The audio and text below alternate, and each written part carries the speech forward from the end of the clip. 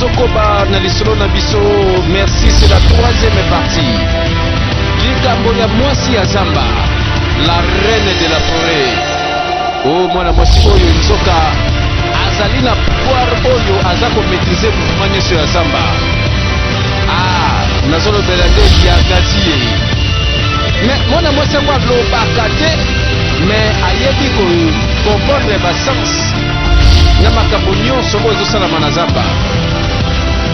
Lisolo ezokoba. Voilà tomoni film na biso Pots of Life. Yeah, I had fun last night. Nalobia na abangisa biso te po ezalaka terrible. Tozo c'est la quatrième partie pour lakisa biso masolo yango. Gardez rendez-vous na film na biso na bandimbola.